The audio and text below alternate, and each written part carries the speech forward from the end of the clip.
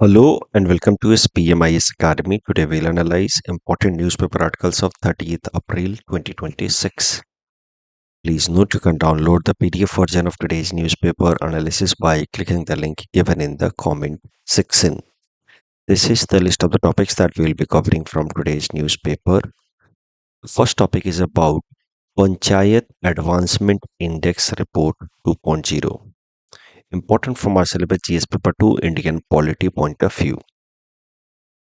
क्या होता है पंचायत एडवांसमेंट इंडेक्स रिपोर्ट? पहले ये समझते हैं। ये report ministry of Panchayati Raj release करती है। इस रिपोर्ट के अंतर्गत भारत के जितने भी ग्राम पंचायत हैं उनके परफॉर्मेंस को इवैल्यूएट किया जाता है और उसके बेसिस पे उनको स्कोर दे करके उनको अलग अलग कैटेगरीज में डिवाइड किया जाता है। तो ग्राम पंचायत को इवैल्यूएट किया जाता है on the basis of 150 indicators and 230 data points. ये जो 150 इंडिकेटर्स एंड 230 डेटा पॉइंट्स बनाए गए हैं to evaluate gram panchayat, these indicators and data point depend on 9 basic areas जिनको कहा जाता है local SDGs, 9 thematic areas.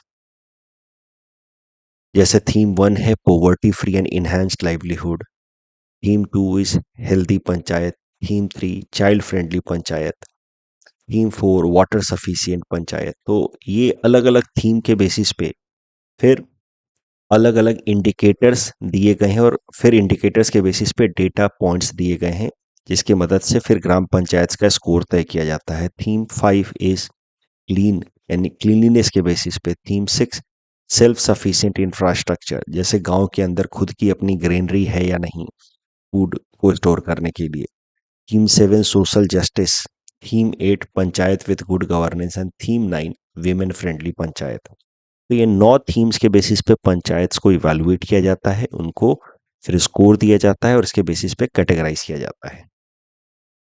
Current news ये है कि panchayat advancement index report 2.0 has been recently released by Ministry of Panchayati Raj for the financial year 23-24। ये जो panchayat advancement index report है पहली बार पब्लिश हुआ था पिछले साल 2025 में। उसमें हमारे देश के लगभग 2.5 लाख 2.5 लाख पंचायत का परफॉर्मेंस इवैल्यूएट किया गया था for the year 23-24। Now in 2026 the second version या second report of panchayat advancement index report has been released. यहाँ पे इस रिपोर्ट में साल 2023-24 23-24 के अंदर पंचायत के परफॉर्मेंस को इवैल्यूएट करके फिर उनको कैटेगराइज किया गया है। पंचायत की अगर हम कैटेगराइजेशन की बात करें तो उनको 5 मोटे मोटे कैटेगरीज में डिवाइड किया जाता है on the basis of their final score. Achiever category, A plus category कहते हैं इसको। अगर पंचायत का स्कोर, किसी भी पंचायत का स्कोर 90 से ज्यादा हुआ तो उसको अचीवर कैटेगरी में रखा जाएगा। फ्रंट रनर कैटेगरी या ए कैटेगरी अगर स्कोर 75 से 90 के बीच में हुआ। Performer category B category if score is between 60 to 75। Aspirant category या सी कैटेगरी अगर स्कोर 40 से 60 के बीच में है। एंड बिगिनर कैटेगरी या डी कैटेगरी अगर स्कोर 40 से कम है। तो ट्रेंड्स पर्सपेक्टिव से ध्यान रखें 150 indicator, 230 data points, 9 localise SDGs and 5 categories for panchayat advancement index report. And second report Panchayat Advancement Index report has been recently published evaluating Panchayat's performance in the year 23-24। अगर हम अपने देश भर के अलग अलग स्टेट्स के अंदर पंचायत के परफॉर्मेंस की बात करें तो best performing state as per panchayat advancement index report निकल करके आया है त्रिपुरा। त्रिपुरा के अंदर अगर आप देखें तो लगभग 1176 ग्राम पंचायत हैं। उन्होंने जो रिपोर्ट सबमिट किया 1176 ग्राम पंचायत हैं, उसमें से 943 ग्राम पंचायत ए कैटेगरी वाले हैं। 943 ग्राम पंचायत जो है ए कैटेगरी वाले यानी कि फ्रंट रनर कैटेगरी वाले हैं। इसका मतलब ये है कि more than 80% of gram panchayat in Tripura are in front runner category. वहीं दूसरे नंबर पे है केरला। केरला के अंदर अगर आप देखेंगे तो ओनली 10% ऑफ ग्राम पंचायत 941 में से 95 ग्राम पंचायत जो है वो ए कैटेगरी के हैं। पहले नंबर पे Tripura with 80% of gram panchayat in A category. तीसरे नंबर पे Orissa with again about 8% of gram panchayat in A category. ध्यान देने वाली बात यह है कि ए प्लस कैटेगरी में भारत का कोई भी ग्राम पंचायत नहीं है। किसी भी स्टेट का कोई भी ग्राम पंचायत ए प्लस कैटेगरी यानी कि 90 से ज्यादा स्कोर नहीं कर पाया।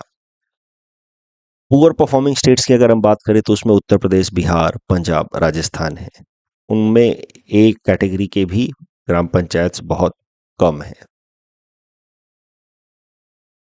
इस टॉपिक डिस्कशन के बेसिस पे ये प्रीलिम्स प्रैक्टिस क्वेश्चन है। Please attempt this question and submit the answer in the comment section.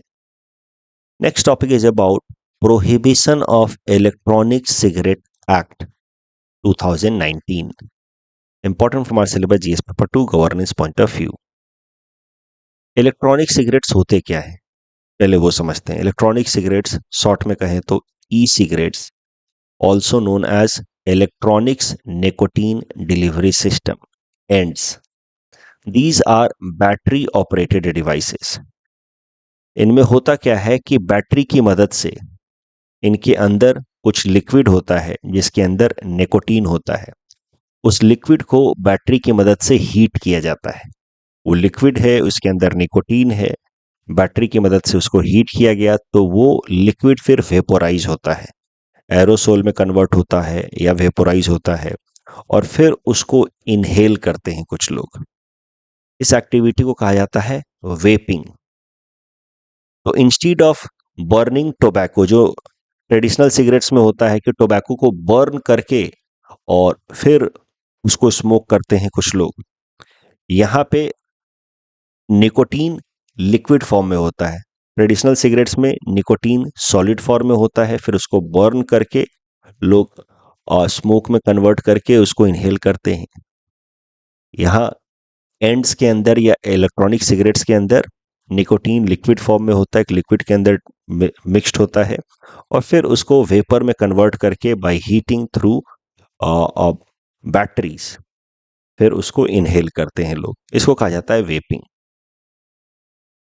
Vaping को अगर हम कंपेयर करें ट्रेडिशनल स्मोकिंग से तो माना जाता है कि ये रिलेटिवली सेफर है, कम खतरनाक है in comparison with traditional cigarettes. Plus अलग अलग फ्लेवर्स में आता है, यूथ को ट्रेंडी लगता है। कई सारे लोग जो सिगरेट क्विट करना चाहते हैं वो लोग भी वेपिंग करते हैं, धीरे धीरे सिगरेट की आदत छूटे। बट प्रॉब्लम क्या है कि हेल्थ रिस्क तो वेपिंग में भी है। निकोटीन एडिक्शन का सिगरेट के मुकाबले कम डेंजरस होगा, लेकिन निकोटीन एडिक्शन तो इसमें भी होता है। लंग्स पे इम्पैक्ट इसमें भी होता है क्योंकि वेपिंग के दौरान जो केमिकल्स लोग इनहेल करते हैं वो केमिकल्स लंग्स को डैमेज कर सकते हैं। और सबसे बड़ा प्रॉब्लम ये है कि इसको जिस तरीके से प्रोजेक्ट किया जाता है कि ये सेफ है, सिगरेट के मुकाबले ये सेफ है।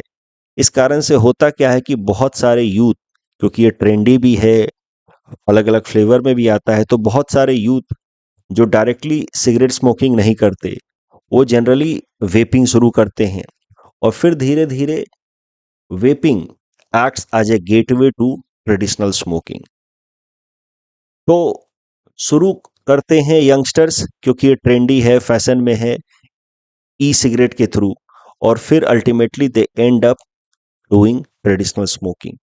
तो ये एक खतरा है ई सिगरेट का। ये रिलेटिवली कम खतरनाक होगा, लेकिन ये एक जरिया बनता जा रहा था यंगस्टर्स को ट्रेडिशनल स्मोकिंग की तरफ खींचने का। और इसी चैलेंज को आइडेंटिफाई किया भारत सरकार ने और इस कारण से ई सिगरेट के ऊपर पूरी तरीके से बैन लगा दिया कानून बना करके 2019 में। कानून है prohibition of electronic cigarette act 2019। इस कानून की मदद से production, manufacture, import, export, transport, sale, distribution, storage, advertisement, anything with respect to e cigarette is a cognizable offence. इसमें जो ऑफेंडर है उसको 1 साल तक की सजा हो सकती है। रिपीटेड ऑफेंडर अगर पाया गया, बार बार एक एक्टिविटी करता हुआ पाया गया, तो सजा बढ़ाई भी जा सकती है। करेंटली ई सिगरेट्स न्यूज में क्यों आए? ये कंट्रोवर्सी है with respect to Rajasthan Royals captain Riyan Parag. In a recent match of IPL, he was seen vaping in dressing room. उसके बाद से ई सिगरेट को लेकर के वापस से डिबेट शुरू हुई, कंट्रोवर्सी हो गई. ई सिगरेट तो बैन है, फिर ये कैसे आईपीएल के खिलाड़ियों तक पहुंच रहा है? सप्लाई चेन क्या है? इसको पूरी तरह से रिस्ट्रिक्ट किया जाना चाहिए. और ये एक गलत एग्जाम्पल भी सेट हो रहा है यंगस्टर्स के लिए. अगर एथलीट्स ऐसा करेंगे तो फिर यंगस्टर्स भी उनसे इंस्पायर होकर के फिर ऐसी एक्टिविटीज में एंगेज हो सकते हैं. So a bad president is being set. ये सब चर्चा चल रही है. इस टॉपिक डिस्कशन के बेसिस पे ये प्रीलिम्स प्रैक्टिस क्वेश्चन है. Please attempt this question and submit the answer in the comment section. मैंने आज सिंपल सा प्रश्न दिया है ई सिगरेट्स के ऊपर कि क्या होते हैं ई सिगरेट्स और क्या लीगल फ्रेमवर्क है with respect to e cigarettes in India. तो सीधा सीधा प्रश्न है जो आज हमने डिस्कशन किया, उसके बेसिस पे आप इसका जवाब दे सकते हैं. फिर भी जरूरत पड़े तो थोड़ा हिंट्स देख सकते हैं. कंक्लूजन कैसे करना है उसके लिए मैंने थोड़ा एक हिंट्स दे रखा है, आप इनका इस्तेमाल कर सकते हैं. Next topic is about rare earth mining is poisoning world's kitchen.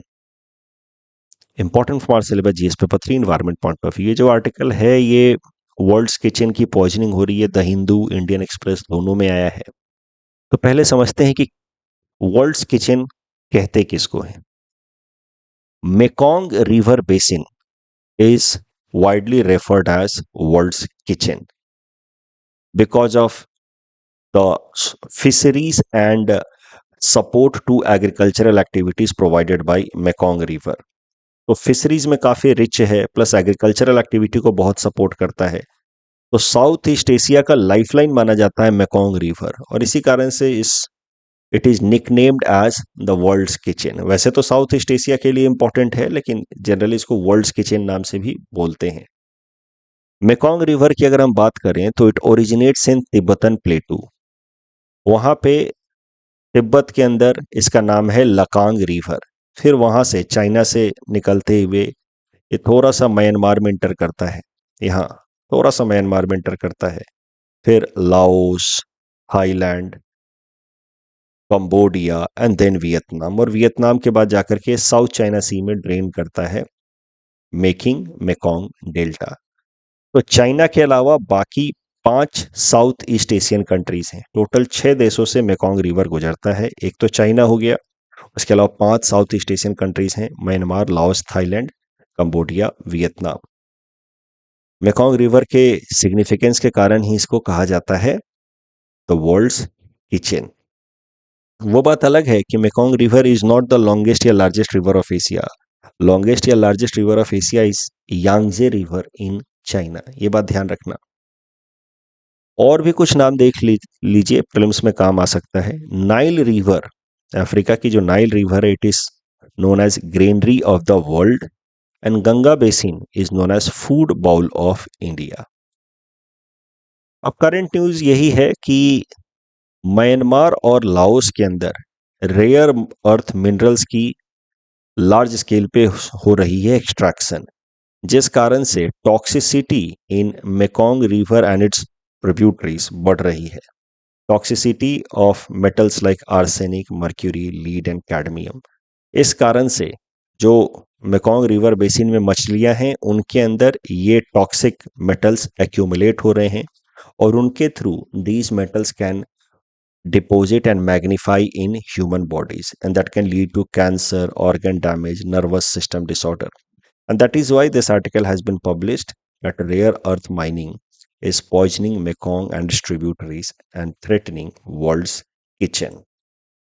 इस टॉपिक के बेसिस पे सिंपल प्रीलिम्स प्रैक्टिस क्वेश्चन है. Please attempt this question and submit the answer in the comment section.